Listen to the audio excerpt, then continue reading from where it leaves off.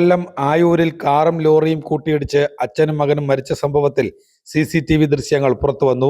കോഴഞ്ചേരി കിഴക്കേ വലിയ വീട്ടിൽ നൈനാൻ വർഗീസ്, വാഹനം ഓടിച്ചിരുന്ന മകൻ റോബിൻ നൈനാൻ എന്നിവരാണ് മരിച്ചത്.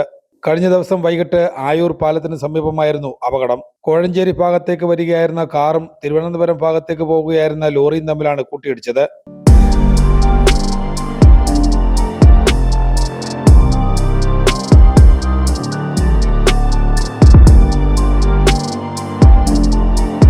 അമിത വേഗതയിലെത്തിയ കാർ ദിശ തെറ്റി ലോറിയിൽ വന്ന് ഇടിക്കുകയായിരുന്നുവെന്ന് നാട്ടുകാർ പറഞ്ഞു.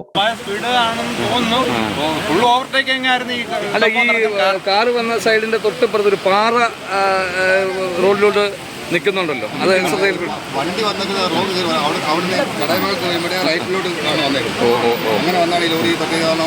അല്ല, ശക്തമായ ഇടിയായിരുന്നു. അല്ലെങ്കിൽ ലോറിയുടെ ടയർ പൊട്ടില്ലല്ലോ, ഫാസ്റ്റിന്റെ ഒരു സൈഡിലൂടെയാണ് തട്ടിയിരിക്കുന്നത്. ഒരു ചെറിയൊരു ഓവർടേക്കിംഗ് ആണോ?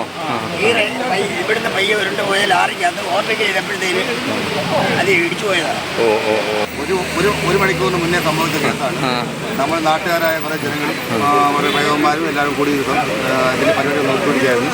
ഫയർഫോഴ്സിനെ വിളിച്ചിട്ട് ഫയർഫോഴ്സ് 1 മണിക്കൂർ കഴിഞ്ഞ് ആണ് എത്തിയത്. അതിന് മുന്നേ നമ്മൾ നാട്ടുകാരെല്ലാവരും കൂടിയാണ് ഈ ആളുകൾ വാഹനത്തിൽ കുടുങ്ങി കിടക്കുമായിരുന്നു അല്ലേ? ആളുകൾ വാഹനത്തിൽ കുടുങ്ങി കിടക്കുക 2 പേരും, ഒരാൾ ബാക്കിലും ഒരാൾ ഫ്രണ്ടിൽ. ഡ്രൈവറും അതിൻ്റെ കൂടെ ഒരാൾ ബാക്കിൽ കുടുങ്ങി കിടക്കാതെ അവർ ഞങ്ങൾ നാട്ടുകാരെല്ലാം കൂടിയാണ് പുറത്താക്കിയത്. ബാക്കി 3 പേര് വെളിയിൽ, 2 കൊച്ചുങ്ങൾ, പ്രായമുള്ള അമ്മ, അച്ഛൻ. 5 പേരുണ്ടായിരുന്നു. 5 പേര് വാഹനത്തിൽ. ഫയർഫോഴ്സിനെ വിളിച്ചിട്ട് പോയിട്ട് വരാൻ ഇവിടെ ഫയർഫോഴ്സ് കടക്കൽ ഫയർഫോഴ്സിനെയാണ് ബന്ധപ്പെട്ടതില്ലേ? ഫയർഫോഴ്സ് എത്തിയിരുന്നെങ്കിൽ ഒരാളെങ്കിലും എത്തിക്കാമെന്ന് തോന്നുന്നു. അത്രയും അവസ്ഥയായിരുന്നു.